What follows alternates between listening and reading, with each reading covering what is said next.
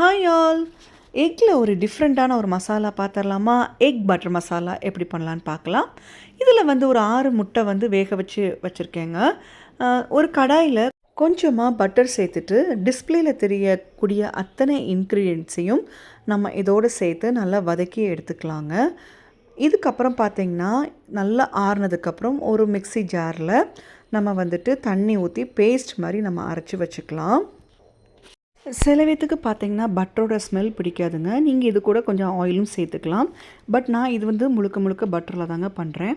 So நம்ம அவிச்சு வச்ச முட்டையை நம்ம தோடு எடுத்துகிட்டு இந்த மாதிரி ஒரு ப்ரெஷர் பேனோ இல்லை ஒரு கடாயோ எடுத்துக்கலாங்க. இதில் வந்து நான் 2 க்யூப்ஸ் வந்து பட்டர் நான் சேர்த்துக்கிறேன். இதில் வந்து 1 table spoon chilli powder, 1/2 table spoon வந்து தனியா பவுடரு, அப்புறம் கொஞ்சமாக மஞ்சப்பொடி, உப்பு, கரம் மசாலா, பாயில்டு பண்ண எக்கை வந்து ஹாஃபாக கட் பண்ணி வச்சுக்கோங்க. மசாலாலாம் போட்டு வச்சுருக்கோம் பார்த்திங்களா பட்டரில். ஸோ அது கொஞ்சம் பச்சை வாசனை போனதுக்கப்புறம் எக்கை போட்டு ஃப்ரை பண்ணி எடுத்துக்கோங்க. ஒரு சைடு ஃப்ரை ஆனதுக்கப்புறம் அடுத்த சைடு போட்டுக்கோங்க. ஃப்ரை ஆனதுக்கப்புறம் பார்த்திங்கன்னா நம்ம அரைச்சி வச்சுருக்க பேஸ்ட் இருக்குது பாருங்கள், அதை போட்டு ஒரு 2 to 3 மினிட்ஸ் நல்லா கொதிக்க விட்டுருங்க.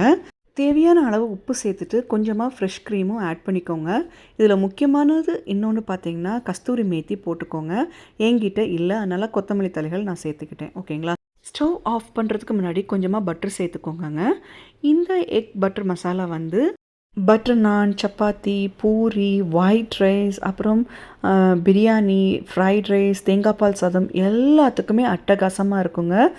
தோசைக்கு செம சூப்பராக இருக்கும். கண்டிப்பாக நீங்கள் ட்ரை பண்ணி பார்த்துட்டு எனக்கு கமெண்ட் பாக்ஸில் சொல்லுங்கள். பாய்.